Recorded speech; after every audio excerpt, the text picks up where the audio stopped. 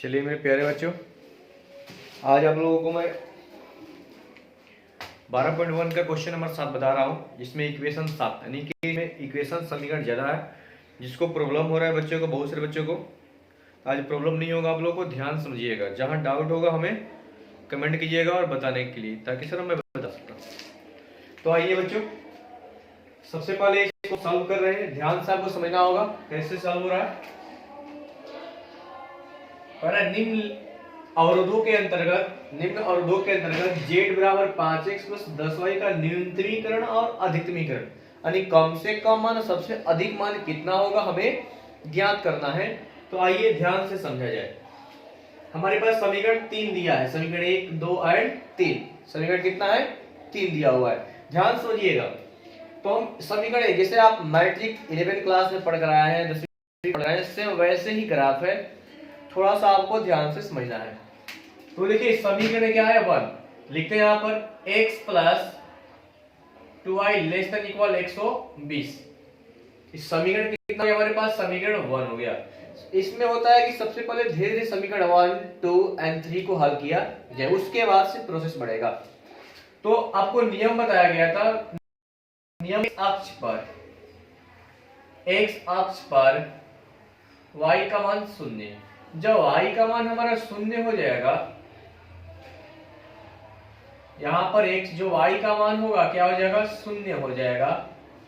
तो हमारे पास क्या बचेगा? वही x का वैल्यू प्राप्त होगा। किसका वैल्यू प्राप्त होगा? x का वैल्यू प्राप्त होगा। यानी हमारे पास एक पॉइंट हो गया 120, 0। कौन सा पॉइंट हो गया? एक, माने पॉइंट मान लेंगे समझने के लिए। फिर पुनः इसी को y अक्ष पर, अगर x अक्ष क्रिया हो जाएगा तो हम चलेंगे इस अक्ष पर, y अक्ष पर। तो y अक्ष पर x का मान क्या हो जाएगा? 0। फिर समीकरण को लिख लिया जाएगा x 2y less than equal 120। x का मान बाबू क्या हो जाएगा? 0 प्लस 2y लेस देन 120, यानी 2y लेस देन इक्वल 120। इसको देखिए कितना मान चले बाबू? 60 बार में, यानी y लेस देन कितना हो गया? 60। यानी हमारा बी पॉइंट मिल गया 0, 60, यानी 0, क्या हो गया हमारे पास? 60 हमारे पास क्या? बी का पॉइंट मिल गया। तो हल हुआ समीकरण 1 हल हुआ। इसके बाद हम चलते हैं समीकरण 2 से। पुनः x plus y greater than equal 60। ये हमारा समीकरण कितना हो गया? 2 हो गया। सेम वही प्रक्रिया हम किए, सारे प्रक्रिया वैसे इसमें करना है। देखिए x अक्ष पर y का मान 0 हो जाएगा, तो क्या बचेगा बाबू? x plus y greater than 60 हमारे पास है। तो x प्लस वाई का मान 0, यानी कि हमारे पास बच गया ग्रेटर देन 60, यानी सी पॉइंट हो गया कितना हो गया? 60, 0। हमारे पास मिल गया 60, 0। फिर वही प्रोसेस, सारा प्रोसेस सेम वैसे ही जैसे यहां पर समीकरण 1 में हल किया गया, वही सारा प्रोसेस समीकरण 2 में भी लागू होगा। पुनः y अक्ष पर x का मान क्या हो जाएगा बाबू? 0। तो हमारे पास समीकरण x plus y greater than equal 60 हो गया। x का मान क्या हो जाएगा बाबू? 0 plus y greater than equal 60, यानी y ग्रेटर देन इक्वल कितना हो गया? 60, यानी d का पॉइंट हो गया 0, 60। क्लियर? सेम इसी प्रकार से समीकरण 3 को भी हल करेंगे। किसको? समीकरण 3 को लिखेंगे x minus 2y greater than equal कितना है? 0 है। इस समीकरण कितना बाबू हो गया? 3। यहां भी दे सकते हैं आप समीकरण 1, समीकरण 2 एंड समीकरण 3। क्लियर? सेम प्रोसेस, x अक्ष पर y का मान क्या हो जाएगा बाबू? 0। x माइनस 2 गुने 0 ग्रेटर देन इक्वल क्या हो गया? 0। x minus 0 greater than equal 0, यानी x ग्रेटर देन इक्वल क्या हो गया? 0। यानी ये भी क्या हो गया, वो मूल बिंदु से जा रहा है, 0 और 0। समीकरण 2 भी क्या है, 0 और 0 से। y अक्ष पर x का मान क्या हो जाएगा, 0। तो हमारा x का जो मान हो जाएगा क्या हो जाएगा बाबू, 0। तब ये 0 हो जाएगा, 0 minus 2i greater than equal 0 यानी minus 2i greater than equal 0। आप जानते हैं कि इस माइनस को हटाने के लिए 0 से भागा में जाएगा तो क्या होता है, चिन्ह क्या होता है, बदल जाता है। यानी ये भी क्या होगा बाबू, मूल बिंदु से ही जाएगा, 0 0 से जाएगा। तो ये हमारे पास समीकरण तीनों हल हो गया। लेकिन अब हमको इसका प्रतिच्छेद बिंदु निकालना होगा। तो प्रतिच्छेद बिंदु निकालेंगे कैसे, ध्यान समझिएगा। पहले इसको आप हल कीजिए, इसको लिखिए। चलिए आप लोग लिख लिए होंगे। तो अब देखिए बाबू, इसको अक्ष को निर्धारित कर लिया जाए, इसका अक्ष क्या है। तो आप ध्यान से अक्ष को लिख लीजिए, एक्स अक्ष, एक्स अक्ष, और एक तरफ लिख लिया वाई अक्ष, ताकि हमको घेरान करने बिंदु अच्छा लगे। ग्राफिकल मेथड जो होता है उसको ध्यान से समझिए। एक्स का मान क्या है, एक्स ग्रेटर देन इक्वल 0, यानी एक्स का मान जो है 0 से बड़ा है बराबर है कि x ग्रेटर देन इक्वल 0 यानी x less than equal 0। y में भी y ग्रेटर देन इक्वल 0 यानी y लेस देन इक्वल 0।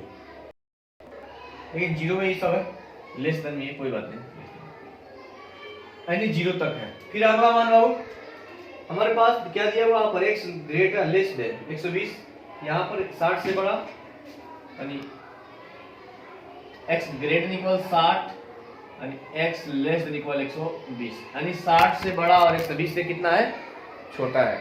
60 से बड़ा और 120 से छोटा है, दिखाई दे रहा है ना। चलिए बहुत बढ़िया। अब इसमें देखो x अक्ष पे और y अक्ष पे चलते हैं। देखिए यहाँ पर कर रहा है 60 से छोटा, यहाँ पर कर रहा है 60 से बड़ा, कर रहा है ना, यानी छोटा और बड़ा दोनों लिख लीजिए। यानी हम क्या लिख लेंगे, दोनों लिख लेंगे, बड़ा और छोटा लिख लीजिए। यहाँ पर y ग्रेटर देन इक्वल 60 और लेस देन इक्वल 60, ये जरूरी है, मेन पार्ट्स यही है, बाकी सब फिर हम डिलीट करते हैं। फिर इसके बाद आप ध्यान समझिएगा। चलिए बाबू अब प्रतिच्छेद बिंदु निकालेंगे। कौन से बिंदु, प्रतिच्छेद बिंदु। तो प्रतिच्छेद बिंदु निकालने के लिए क्या करना पड़ता है, कोई रेखा प्रतिच्छेद कब करती है, दूसरे कटान कब करती है, जब दो रेखा आपस में टकराती है तब होता है।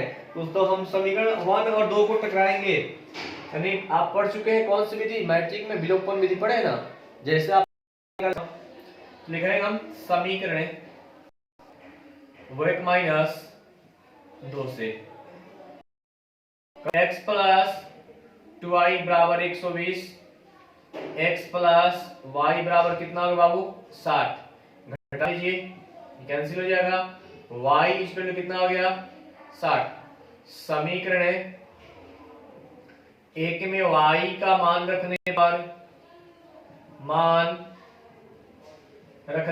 पर समीकरण कितना बाबू लिख ला, x प्लस 2i बराबर 120, x प्लस 2 गुने y का मान बाबू कितना हो गया 60 बराबर 120, 60 दूनी 120 यानी कितना हो जाएगा 120 में से 120 जाएगा, x का मान क्या मिल गया 0, यानी p पॉइंट हमारा पास कहाँ आ गया बाबू 0,60।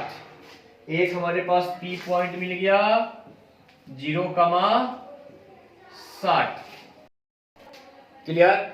अब फिर हल करेंगे समीकरण 1 और 3 को। समीकरण 1 प्लस 3 से इसको हम जोड़ देंगे, क्या हमारे पास रिजल्ट मिलेगा x प्लस 2i बराबर 120 और x माइनस 2i बराबर 0। जोड़ लीजिए कितना हो गया 2x, कैंसिल हो गया कितना 120, x का मान कितना हो गया 7, x बराबर 60। समीकरण 1 में x बराबर 60 रखने पर रख लीजिए x प्लस 2i बराबर 120, x का मान 60 प्लस 2i बराबर 120। क्लियर। ये घटा लीजिए बाबू, कितना हो जाएगा, 60 बचेगा ना, 60 में से 20 घटेगा, 60 बचेगा, 30 दूनी 60, यानी वाई का मान कितना बाबू हो गया 30, यानी आर का पॉइंट मिल गया, कितना मिलेगा बाबू, पी क्यू, नाम क्यू दे दीजिए कोई दिक्कत नहीं, कुछ भी आप ले सकते कोई दिक्कत नहीं। तो एक्स का मान 60, वाई का मान 30, हमारे पास कितना मिल गया बाबू, क्यू का मान 60 कमा, अब एक और मान चाहिए,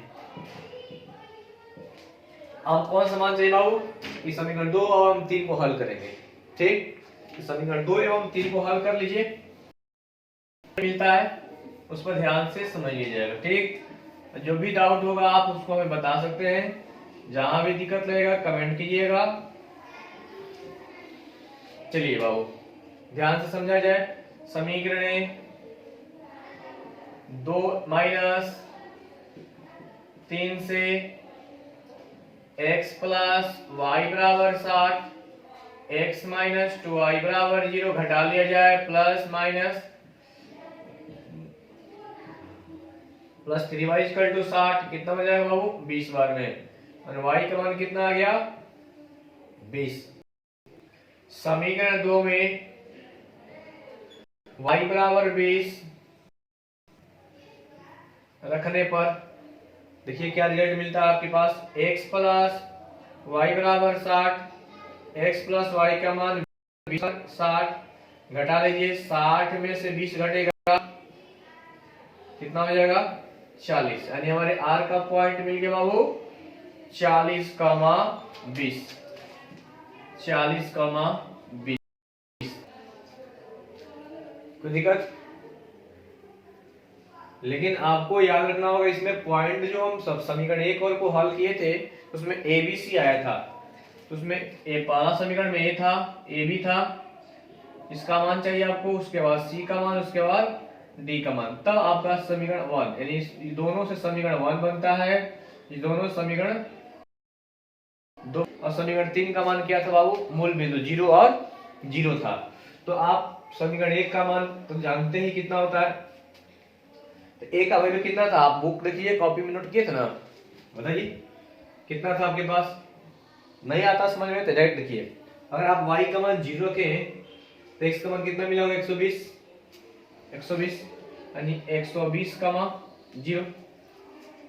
अगर आप x का मान 0 रखे होंगे तो y का मान कितना मिला होगा आपको 60, क्लियर, इसमें x का मान 0 रखे होंगे आप तो y का मान कितना हो गया 60, अगर y का मान 0 तो x का मान 60, क्लियर। ये पॉइंट अगर आप लिख लेते हैं इस तरह से, ये 3 4 5 पॉइंट, तो आपको ग्राफ बनाने में कोई प्रॉब्लम नहीं होगा। ग्राफ सिखाते हैं अब, तो ग्राफ के लिए सबसे पहले बाबू क्या करना होगा आपको, अक्ष यानी कौन सा है, x अक्ष और y अक्ष का निर्धारण करना पड़ेगा, x अक्ष और y अक्ष। तो आइए ये हो गया अक्ष हमारा,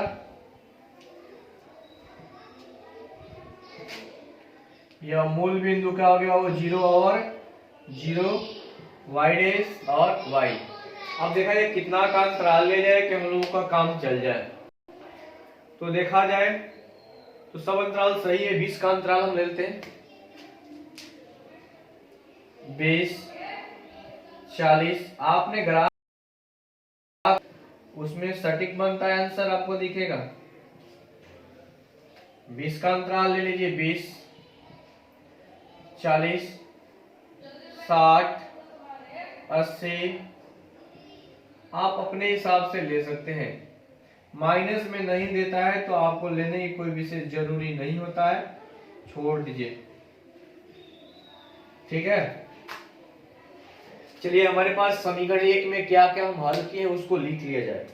देखिए बाबू समीकरण 1 में ए और बी पॉइंट 120 और 0, यानी हमारा फर्स्ट ए पॉइंट है आपका, ए पॉइंट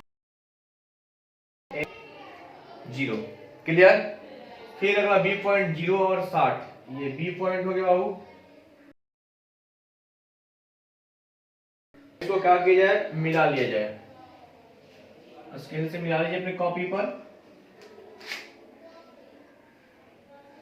इसका नाम क्या है बाबू? समीकरण 1।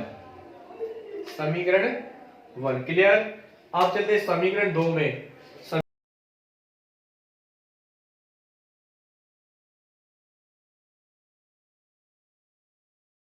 समीकरण 0। अच्छा बी में डी नंबर पॉइंट यही है 0, इसका प्रच्छेद बिंदु यही है। आप आइए इससे बिंदु से मिला लीजिए। ये क्या हो गया बाबू आपका? समीकरण 2 हो गया। लेकिन समीकरण 3 का मान क्या होगा भाई? सबसे मुख्य बिंदु ये है। तो चलिए सबसे मुख्य बिंदु को भी ले लिया जाए। आपका मुख्य बिंदु क्या है? तो हमारे पास समीकरण 3 को हल किए थे, तो मूल बिंदु से 0 0 से ग्राफ बन रहा है। तो भाई 0 0 से किधर जाएगा? सबसे बड़ी बात ये है ना हम, तो आइए उसको भी जाना जाए। तो चलिए प्रच्छेद बिंदु। तो प्रतिच्छेद बिंदु हमारे पास क्या क्या है? 1 और 2 को घटना घटा बाबू P मिला है। 1 और 2 से क्या मिला हमको? P बिंदु। P का भी मान कितना है बाबू हमारे पास है? P का भी मान हमारे दिया गया है। P पॉइंट का मान 0 एवं 60, जो कि समीकरण 1 और 2 को हल करने पर प्राप्त हुआ था। क्लियर? ये इनका प्रच्छेद बिंदु है। क्लियर हो गया। अब चला जाए 1 और 3 से क्या घटना? 3 से तो क्या मिला है बाबू? Q बिंदु। x में 60 y में 30। x में 60 और y में 30 अप्रोक्स यहां आएगा। और ये कितना हो जाएगा यहाँ पर? यानी यहाँ पर प्रच्छेद कर रहा है। यानी हमारे पास इस समीकरण 1 हो गया और ये मूल बिंदु समीकरण कितना हो गया? 3। यानी यहां से इस ग्राफ इसे जाएगा, यानी कि इसका नाम हो गया बाबू Q का मान हो गया 30। क्लियर? यही समझना आपको है। ये Q का मान इधर से 60, इधर से कितना निकला? 30। अब चलिए R का मान 2 एवं 3 को हल करने पर R प्राप्त हुआ था ना? तो चलिए 2 और 3 को हल कीजिए। 40 और 20। x में 40 और y में 20। देखिए ये मिल गया। इसका नाम क्या होगा बाबू? R। क्या हो गया? R का मान कितना है? 40 कमा 20। 40 कमा कितना हो गया? 20। अब यहां से मूल वो 0 0 से जाएगा। कहां जाएगा? 0 0 से मूल बिंदु से ग्राफ आपका निकल गया। इसको हम बोलेंगे समीकरण 3। अब बताइए कोई दिक्कत है? ग्राफ खींच सकते हैं समीकरण 3 तक। इसके बाद मुख्य बिंदु बाबू आता है कि हमारा क्षेत्र क्या होगा? क्या होगा? क्षेत्र क्या होगा? तो क्षेत्र के लिए बाबू हम आपको बताए थे कि ये बहुत इंपॉर्टेंट पॉइंट है, इसको आपको नोट करना होगा। क्लियर? अब नोट कैसे करेंगे ध्यान समझिए। अब आपको मेन पॉइंट ग्राफ। तो ग्राफ के लिए बाबू ध्यान समझिएगा। y अक्ष क्या कह रहा है? y अक्ष कहता है कि 0 से छोटा 0 तक बराबर यही तक, यानी y अक्ष कह रहा है कि इससे हम आगे जाएंगे और ना पीछे जाएंगे, जगह पर ही रहेंगे। 60 से करा बड़, 60 से छोट करा है कि ना हम 60 से बड़े हैं नहीं 60 से छोटे, हम जगह पर ही रहेंगे, यहीं पर रहेंगे, ना बड़ा होंगे नहीं छोटा होंगे, अपने ही जगह पर रहेंगे। इससे अधिक ऊपर तक हम जा नहीं सकते हैं। तो भाई y अक्ष तक काम हो गया कि जगह पर रहेंगे, इनका ग्राफ नहीं बनेगा y अक्ष पर। क्लियर? अब चलना y के साथ, x के साथ क्या हो रहा है? कट 0 से छोटा, तो 0 से बड़ा 0 छोटा इन जगह पर रहेगा। लेकिन अब कह रहा है 60 से बड़ा 120 से छोटा, तो 60 से बड़ा ये अक्ष और 120 से छोटा, यानी इसके और इसके बीच के ग्राफ बनेगा, इसके और इसके बीच में। इसके बीच का क्या है बाबू? ये ना है क्षेत्र। हमारा क्या हो गया? यही हमारा क्या हो गया? क्षेत्र हो गया। अब बताइए कहां डाउट आपको? क्या है बाबू? तो क्षेत्र बिंदु देखिए यहाँ पर क्या क्या दिख रहा है आपको? इसका नाम क्या है? क्षेत्र बिंदु। हमारा क्षेत्र यहाँ पर देखिए, क्षेत्र क्या है बाबू? एक A है, इधर से A घेर रहा है, इधर से Q घेर रहा है, इधर से R घेर रहा है और इधर से C पॉइंट घेर रहा है। यही हमारा क्या हो गया? क्षेत्र हो गया। जब कोई क्षेत्र मालूम होगा तो क्षेत्र का वैल्यू चाहिए ना आपको, तो क्षेत्र का वैल्यू के लिए क्या करना, जेड का मान, जेड बाबू हमारे पास 5x प्लस 10y, और हमको अब अधिकतम एंड न्यूनतम मान का पता लगाना है। अधिकतम मान क्या होगा, न्यूनतम मान क्या होगा, तो हमारे पास a का मान बाबू कितना है, 0, क्लियर। c का मान कितना है बाबू, 60 एवं 0। q का मान कितना है बाबू, 60 एवं 30। r का मान कितना है बाबू, r का मान 40 एवं 20। इधर वाला x होता है, इधर वाला y, मान भरिए बाबू। 120 पे 5 कितना हो जाएगा बाबू, 120 12 बचे 60, 600 प्लस 0, यानी कि कितना बाबू मिलेगा इसका रिजल्ट, 600 हो गया, क्लियर। इसमें 600, 6 बचे 300, 300 प्लस 0 कितना हो जाएगा बाबू,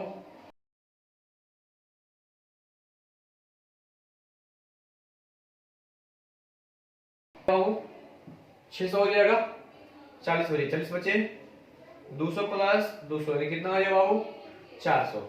हमें पूछा क्या जा रहा है, न्यूनतम एवं अधिकतम मान। तो हमारा न्यूनतम मान क्या होगा बाबू, इसमें सबसे कम मान क्या है, 300, सबसे कम मान क्या है, 300, सबसे अधिक मान दो बिंदु पर कितना है, 600। तो लिख लिया न्यूनतम मान, न्यूनतमीकरण कितना है बाबू, 300, और अधिकतमीकरण कितना होगा बाबू, 600।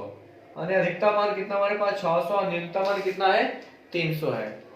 तो इस प्रकार से ये सवाल समाप्त हुआ। अगर इसमें आप किसी प्रकार का डाउट रहेगा जरूर मैसेज कीजिएगा हमें। तब तक के लिए धन्यवाद।